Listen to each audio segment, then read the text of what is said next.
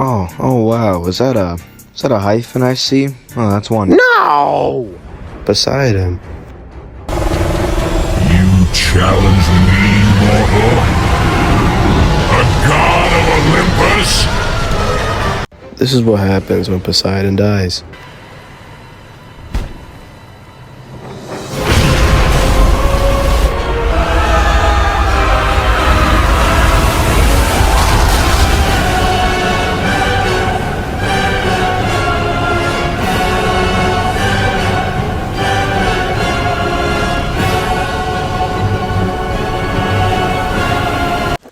Gosh darn it.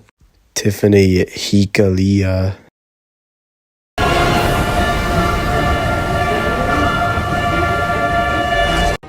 That was just crazy. Poseidon is basically like the god of like the sea, earthquakes, and horses. Poseidon is the son of Kronos, and he got freed from Kronos' stomach because, Zeus did not like that Kronos ate all of his brothers, so he just broke him free. And then Poseidon decided to be in the war between the gods and titans. Gave a little Minecraft thing because I didn't want to have to find a bunch of pictures. Here's a short little story for you. Well, once upon a time, Poseidon and Athena, the goddess of war, were having a competition to just get this city known as Acropolis, something like that. Poseidon threw a spear at the ground and created the spring at Acropolis, and Athena created the olive tree, and with that, she won over the city of Acropolis. So it was named Athens. So Poseidon got pretty angry. He just decided to flood the Attic Plains or whatever. I didn't want to have to re-say the whole thing, but it's actually Acropolis. So this guy, his name is Atlas. You may be thinking to yourself, Buddy's a big, strong man. Chase J. Even though he has 4 forearms, Atlas was the Titan of God who bore this guy aloft. Now, I don't really know what aloft means, to be honest, but here's a little definition. Aloft is up in or into the air, overhead. Yeah. Zeus, made Atlas hold up the world. Yeah. Now, why may he have done this? Zeus wanted to keep Atlas from Gagi performing the immortal bond with Taurus. Oh my god! The rest of Gator's part got deleted. I don't know how, but that was sad. Basically, all Gator did was tell a little story about Atlas and his brother siding with the Titans in the war against Olympus, and when the Titans were defeated, many of them were just confined to Tartarus, but Zeus commanded Atlas to stand at the western edge of Earth and hold up the sky on his shoulders. Wow. I hope that counts as a story, because there wasn't a ton of good stories for this guy.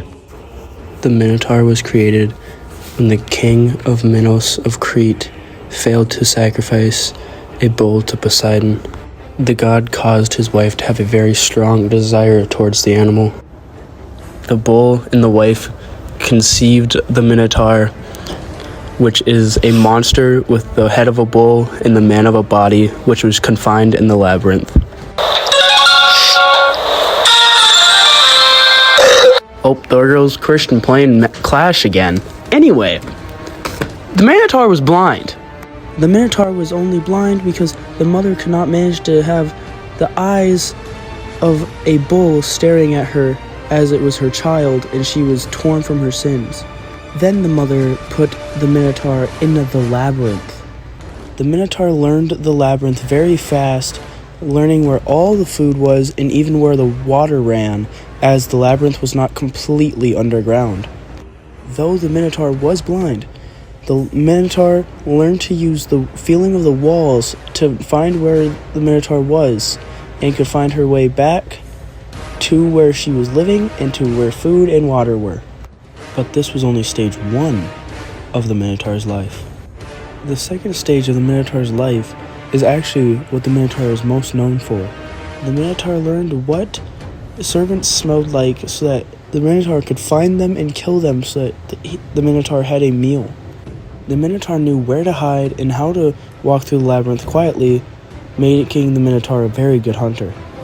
The husband of the wife that gave birth to the Minotaur, or the king, had found that the Minotaur would actually be very useful and used the Minotaur to kill prisoners. The king would send the prisoners into the labyrinth and they would get lost and get tired and lay down to rest, and the Minotaur would find them and kill them. At some point over time, the Minotaur realized they liked the taste of human flesh more than they liked the taste of cooked dinner. After a while, the king started sending in a prisoner every other day. The Minotaur soon figured out that the day after not having food would be the day the prisoner would show up. The king and Minotaur soon had a dark partnership that continued for many years.